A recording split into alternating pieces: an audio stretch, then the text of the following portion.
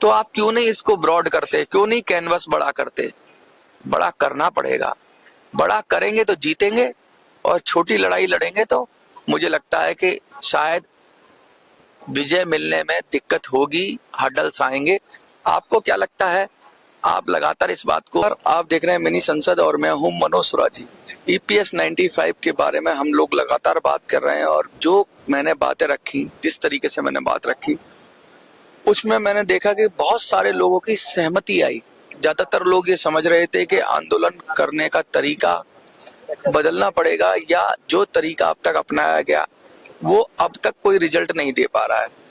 लेकिन हाँ, ये बात जरूर है कि लोगों ने इस तरीके पे, जिन्होंने अपना टाइम लगाया, जिन्होंने 8 साल 10 साल तक जिस तरीके से ईपीएस 95 के लिए संघर्ष किया है, उनके जज्बे को सलाम है। उनकी ऊपर मैं कहना चाहूंगा कि उनकी जो मेहनत है उसमें कोई दोष नहीं है, उनके काम में कोई कमी नहीं रही, उनकी मेहनत पूरी थी, पूरी शक्ति से वो लोग लगे रहे, और उनकी इच्छा में भी कहीं कोई खोट नहीं था। क्योंकि जो उनके आंसुओं की कहानी थी, हम सब ने देखी कि हजारों लाखों लोग उनको लगातार देख रहे हैं और उन पर ट्रस्ट कर रहे हैं। तो डिस्ट्रस्ट करने का फैसला कोई है ही नहीं कि कोई ये कहे कि भाई इन पर भरोसा नहीं है। तो जो लीडरशिप है एनएसी की, उस पर पूरा भरोसा है, पूरा उस पे भरोसा है। और जो एनएसी की लीडरशिप ने जो भी काम किया, जो मेहनत की, यहाँ तक लेके आए। देखिए, आंदोलन के कई पड़ाव होते हैं, मैं आपको बता दूं। आंदोलन के पड़ाव होते हैं, सबसे पहले तो आंदोलन का पड़ाव होता है कि लोगों को जागृत करना। ये नहीं कि हम जीत गए वही आंदोलन की बात होती है। आंदोलन का पहला काम होता है कि लोगों को जागृत करना, और कई उद्देश्य होते हैं एक आंदोलन के। लोगों तक अपनी बात पहुंचाना, लोगों को मोबिलाइज करना, लोगों के साथ खड़ा होना। तो जो पहला पड़ाव था आंदोलन का, जिसमें था कि भाई एक संगठन बनाना, एनएसी उसमें काफी हद तक कामयाब रही। नेशनल एजिटेशन कमेटी कमांडर साहब के नेतृत्व में उन्होंने वो काम बखूबी किया, लोगों को जोड़ के रखना, लोगों को संगठन में बना के रखना। और कहते हैं दुनिया में वृद्धजनों का सबसे बड़ा संगठन है ईपीएस 95 वाला। तो कहने का मतलब है उन्होंने ये काम ठीक ढंग से किया, इसके लिए उनको 100 में से 100 नंबर दिए जाएंगे। दूसरा काम उन्होंने ये किया कि संघर्ष की आग को बुझने नहीं दिया, लगातार वो संघर्ष करते रहे, और पूरे 10 साल लगभग होने को आए हैं, लेकिन उन्होंने अभी भी वो जो जोश है, वो जुनून है, वो कम नहीं होने दिया, और उसमें वो कामयाब रहे। दिक्कत कहाँ हुई? दिक्कत ये हुई कि भाई लीडरशिप को बराबर धोखा दिया गया। लीडरशिप ने जहां ट्रस्ट किया, सरकार पर ट्रस्ट किया, नेताओं की भाषा पर ट्रस्ट किया, नेताओं के वादे पर ट्रस्ट किया। उनको लगा कि शायद भगवान, सरकार में करुणा होती है, सरकार में दया होती है, सरकार में मानवता होती है, सरकार में कुछ ऐसा होता है जो जनता के प्रति सरकार को मजबूर करता है कि भाई जनता के प्रति कुछ निर्णय लें। तो ऐसा उनकी जो ट्रस्ट थी, मुझे लगता है कि वो फेल हो गई, और उस ट्रस्ट को पूरा नहीं हुआ। इसीलिए शायद आज वो अपने आप को ठगा सा महसूस कर रहे हैं, छला सा महसूस कर रहे हैं। और अब हम जो कह रहे हैं कि देखिए, दिल की लड़ाई दिल से लड़ी जाती है, और दिमाग की लड़ाई दिमाग से लड़ी जाती है। पेंशन की लड़ाई दिल की तो है ही है, साथ में दिमाग की लड़ाई भी है। अगर आपके दिमाग की लड़ाई है तो आपको समझना पड़ेगा कि सरकार आपकी को मांगने से नहीं देगी। सरकार क्यों ही देगी? सरकार तब देगी जब सरकार को कोई परेशानी होगी, या फिर सरकार तब देगी जब न्याय संगत बात आप करेंगे और न्याय संगत बात मांग रखेंगे। अगर आप कुछ ऐसी मांग रखेंगे जो कि सरकार जिसको घुमा फिरा के मना कर दे, या सरकार जिससे पल्ला झाड़ ले, तो अल्टीमेटली होगा क्या? वो एक कविता है, मैया मैं तो चंद खिलौना लूंगा। जब माँ से बच्चा जिद करता है कि भाई मैं चांद को लूंगा, तो कटोरे में चांद दिखा देती है माँ। तो जब इस तरह की जिद होगी या इस तरह की चीजें होंगी, तो मुझे लगता है कि वो मांगे पूरी होने वाली नहीं है, क्योंकि ट्रैक ही गलत है। और इस ट्रैक गलत कहने पे मैंने सिर्फ 2 वीडियो बनाई है, बड़ी सिंपल से मैंने अपनी बात रखी है, लेकिन बहुत लोगों को इस पे आपत्ति हुई है। इनडायरेक्टली मुझे मैसेज में पता लगा है कि कुछ लोग बहुत नाराज हैं मुझसे। वो बेशक नाराज हो सकते हैं, क्योंकि उन्होंने जो अब तक जिस पर बिलीव किया, जिस सिस्टम पर, जिस उन्होंने जिस हथियार पे बिलीव किया अब तक, वो कष्ट तो होता ही है कि जिस आइडियोलॉजी पे वो चले या जो तरीका उन्होंने अपनाया वो बिल्कुल फेल्ड तरीका हो गया और अब उस तरीके से लगाव हो गया है। मुझे लगता है कि पेंशन से ज्यादा, अपनी मांग पूरी होने से ज्यादा उस तरीके से लगाव हो गया है कि भाई हम 7,500 की मांग कर रहे हैं, ये तो हमने बोली थी। अब इस मांग से ज्यादा लगाव हो गया है, ना कि असल में वृद्धजनों को पेंशन मिले। तो तरीके बदलने पड़ते हैं, हथियार दूसरे बदलने पड़ते हैं, मुद्दे दूसरे उठाने पड़ते हैं, लेकिन अंतोत्वत्वा अंत भला तो सब भला, भीख बंज व्यापार। अंत में क्या मिलना चाहिए? अंत में वृद्धजनों को उनका हक मिलना चाहिए, उनके हक का पैसा मिलना चाहिए। तरीका कोई भी हो। कुछ लोगों को बुरा लग सकता है कि भाई अचानक अब नए सिरे से लोगों को समझाना होगा कि 7,500 नहीं, हम तो जो हमारा बनता है वो मांग रहे हैं, नहीं बनता तो हम ईपीएफओ के खिलाफ असहयोग आंदोलन की शुरुआत करें। मुझे लगता है अगर ये बहादुरी भरा निर्णय कर लिया, क्योंकि देखिए जो अपने को सुधार ले उससे बड़ा कोई लीडर नहीं होता। अगर मुझे लगता है कि मेरे कोई तरीके कामयाब नहीं हो रहे हैं तो एक बच्चे से भी तरीका सीखने में कोई दिक्कत नहीं है। हम तो इतने बड़े सीनियर लीडर्स हैं, इतना अनुभव, उनके सामने बच्चे हैं।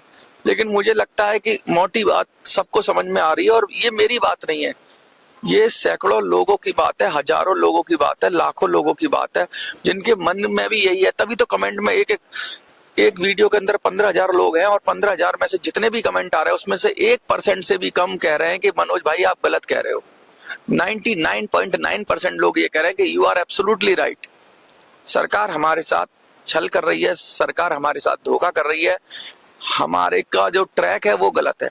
अगर इतने लोग कह रहे हैं तो बात में कुछ ना कुछ तो होगा।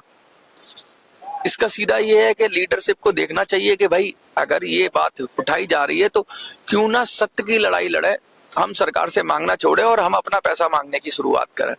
शुरुआत करनी होगी, जीरो से शुरुआत करनी होगी, मुझे पता है, लेकिन आपको जीरो से शुरुआत नहीं करनी है। आपका संगठन बना हुआ है, आपका संगठन बना हुआ है, आपने आंदोलन को लाखों करोड़ों लोगों तक पहुंचा दिया है, तो उन लोगों के दिमाग में आपकी बात है। बस आपको अपनी मांगों को रिवाइज करना है। भाई सरकार के कहने पे भी तो आप मांग पत्र बदलने को तैयार हो जाते हैं, एडजस्टमेंट करते हैं, तो आप जनता की समझ के सीधा सीधा बात करिए। आप मांगने से काम नहीं चलेगा, आप दहाड़ने से काम चलेगा।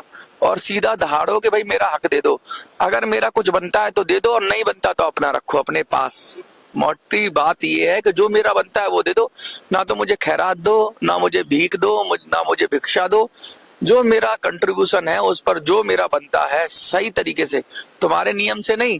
तुम्हारे नियम है तो नियम बदलो, अदरवाइज इस स्कीम का, ईपीएफओ की स्कीम का बॉयकॉट कर दिया जाए नए लोगों द्वारा।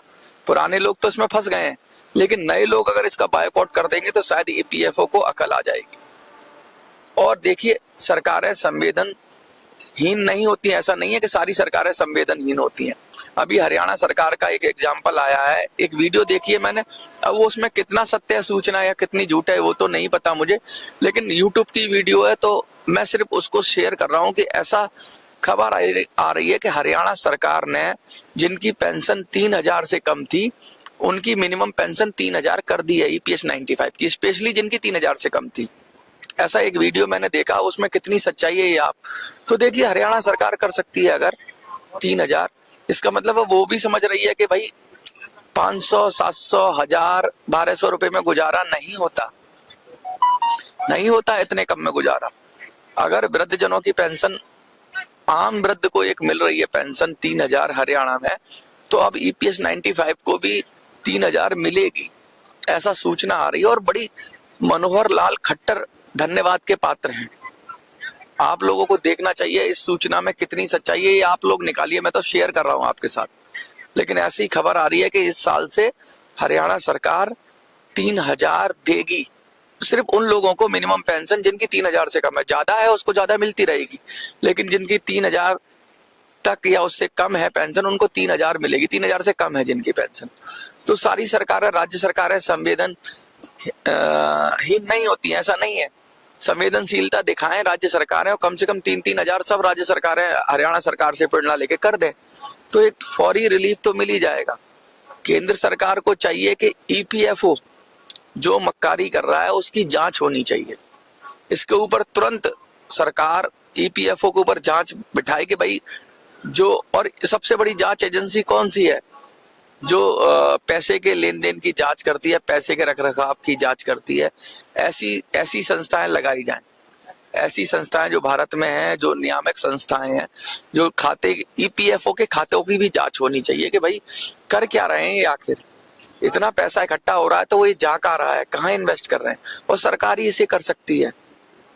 क्या सरकार के पास बहुत सारी संस्थाएं हैं, संवैधानिक संस्थाएं हैं, जो खातों की, वित्तीय खातों की जांच करती हैं, और अगर प्लस में आ रहा है, ईपीओ के पास लगातार पैसा आ रहा है, तो क्यों नहीं देता।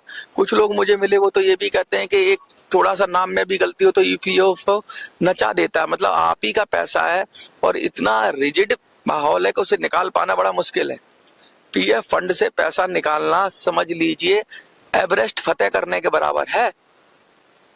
देना क्यों नहीं चाहते हैं, देने की मंशा नहीं है ईपीएफओ की। उसे ये लगता है कि कैसे भी करके इन वृद्धजनों का पैसा मार लो, क्योंकि कुछ दिन बाद तो ये चले ही जाएंगे, स्वर्ग सिधार जाएंगे, फिर वो पैसा सारा हमारा हो गया, हमारे बाप का हो गया। भाई पैसा किसी का नहीं है, सबको ऊपर जाना है एक दिन। लेकिन जो आदमी बद्दुआ दे के जाएगा, जो आदमी दुखी होके जाएगा, उसकी बद्दुआ लगेगी उन लोगों को, लगेगी जो निर्णय लेने के लिए बैठे हुए हैं। वो उन अधिकारियों को लगेगी जिन्होंने उनका हक नहीं दिया, वो दे सकते थे। तो ऐसे लोगों को चाहिए कि ईपीएफओ को चाहिए कि वो तुरंत ही प्रस्ताव बनाए और बताए कि भाई हमारे पास ये है और ये कर्मचारी, इतने कर्मचारी है, इनको हम इतना दे सकते हैं। तो सरकार को क्या ही आपत्ति होगी, सरकार कहेगी अगर आपके पास पैसा है तो दे दो। तो ये मैं कहना चाहता हूँ। और बहुत सारे लोग इस पे नाराज हुए हैं। मुझे कुछ खबर आई कि कुछ लोगों ने कहा है कि आपने कोई उल्टी वीडियो डाली है। तो मैं आपसे पूछना चाहता हूँ, क्या मैंने उल्टी वीडियो डाली है? क्या मैंने ईपीएस 95 के खिलाफ वीडियो डाली है कोई? क्या मैंने जो करंट लीडरशिप है उसके खिलाफ एक शब्द बोला है? अगर बोला है मैंने, तो मैं ऑनलाइन हजारों लोगों के सामने अपनी गलती स्वीकार करूंगा। लेकिन मुझे बताइए तो सही, मेरी गलती क्या है? मेरी गलती क्या है आखिर? हजारों लाखों लोग देख रहे हैं, जो मैं उनसे पूछना चाहता हूं कि भाई सत्य को सत्य कहना गलती है? अगर ये गलती है तो मैं गलती कहूंगा, क्योंकि मुझे तो रास्ता दिखाना है भाई। अगर मुझे दिख रहा है, शायद मैं गलत हो सकता हूँ, लेकिन मुझे लगता है जैसा मैं देख रहा हूँ वैसा हजारों लोग वैसा ही देख रहे हैं, और वो कह रहे हैं कि हाँ मनोज भाई आप ठीक कह रहे हो, और आप लीडरशिप को बोलो ये बात। और मैं मजे की बात है कि लीडरशिप भी ये वीडियोस देख रही है, लेकिन उनके भी मन में मंथन चल रहा है। जो टॉप लीडरशिप है एनएसी की, वो देखती है वीडियो, और देखकर मुझे इनडायरेक्ट सोर्सेज से पता चल रहा है कि उनके अंदर बहुत विचार विमर्श चल रहा है, उनके अंदर बहुत उधेड़ बुन है कि इसको कैसे लें, क्या ये हमारे खिलाफ है या हमारे समर्थन में। तो मैं उनसे हाथ जोड़कर कहना चाहता हूं कि ये आपके खिलाफ कतई नहीं है। आपके संघर्ष को, आपके जज्बे को सलाम है, और हम सब आपके पीछे हैं। लेकिन हम अपनी बात तो कह ही सकते हैं। अब मैं तो ईपीएस 95 से नहीं हूं, लेकिन जो लोग हैं वो तो बात कह सकते हैं, और मैं उनका माध्यमवर हूं। अब मैं जैसे आपकी बात जनता तक पहुंचा रहा था, जो टॉप लीडरशिप की बात थी मैं जनता तक पहुंचा रहा था, वही मैं कहना चाहता हूं कि मैं अब जनता की बात लीडरशिप तक पहुंचाऊंगा। जो ईपीएस 95 की जो व्यूअर्स हैं, जिनकी वो जो जनता है जो बात कह रही है, मैं जो एनएससी की लीडरशिप है, मैं आपसे कह रहा हूं सुनो, एनएससी की लीडरशिप सुनो, जनता क्या कर रही है, कमेंट पढ़िए और पूछिए जनता से। और अगर आपको ऐसा लगता है क्या आपका रास्ता सही है, तो जनता खुद बता देगी, आपको रास्ता दिखा देगी। मैं रास्ता नहीं दिखा रहा, ये अकेले मेरे का विचार नहीं है, ये लाखों लोग इस विचार से मुझे लगता है सहमत हैं जो मैं कह रहा हूं। तो आपको समझ में आना चाहिए, और मुझे लगता है आपको स्वीकार कर लेना चाहिए। इससे आपका जो ऑरा है और बढ़ेगा, आपका व्यक्तित्व और विराट हो जाएगा। विराट तो है ही आप, महाविराट व्यक्तित्व हो जाएगा। और मुझे लगता है जो अभी आपको 85 लाख के करीब या 70-80 लाख के करीब लोग आपको फॉलो कर रहे हैं, वो भी लोग जुड़ जाएंगे, जो लोग अभी पेंशन फंड में भुगतान दे रहे हैं, पेंशन फंड में कंट्रीब्यूशन दे रहे हैं। तो कहने का मतलब ये है कि अब आपको यहाँ से लंबी छलांग लगानी है। मैंने इसी की लीडरशिप को कह रहा हूँ कि अब आपको सिर्फ वृद्धजनों का आंदोलन नहीं करना है, इसको पूरे ईपीएफओ के खिलाफ, उसकी नीतियों के खिलाफ कर्मचारियों का आंदोलन बनाना पड़ेगा। ईपीएफओ के खिलाफ जब तक नहीं बनाएंगे, छोटा सा आपको बड़ा स्टेप लेना ही होगा। आपको उन लोगों को सीधा सीधा बुलाना होगा, उन लोगों को संबोधित करना होगा जो ईपीएफओ में कंट्रीब्यूशन दे रहे हैं, और उन लोगों को असहयोग करने के लिए तरीके ढूंढने होंगे। आपके पास वकील हैं, आपके पास पढ़े लिखे लोग हैं, आपके पास पूरी टीम है, आपके पास लोग हैं, और मैं बोल रहा हूं, मैं तो सिर्फ जनता की बात आप तक पहुंचा रहा हूं। निर्णय आपका है, ये मेरी बात नहीं है। और कुछ लोग कह रहे हैं नेता बनने की कोशिश मत करो, तो भैया हम क्या ही नेता बनेंगे। हम तो नेता, जो लोग नेता हैं हमारे, या जो लोग नेता हैं, हम उनको कह रहे हैं कि सुन लो। और देखिए मोदी जी नेता है जैसे देश के, तो मोदी जी को आप लोग कहते हैं कि भाई सुन लो। अब नहीं सुन रहे तो ये उनकी विषय है। इसी तरह से एनएससी के लीडरशिप, आप नेता हो इन पेंशनर्स के, तो आपको भी इनके दिल की आवाज सुननी पड़ेगी। पूछो जरा एक एक व्यक्ति से जाके कि आपका क्या जो तरीका है वो ठीक है, और ठीक है तो क्यों नहीं मिली अब तक विजय, और फिर 5 साल के लिए चला जाएगा ये।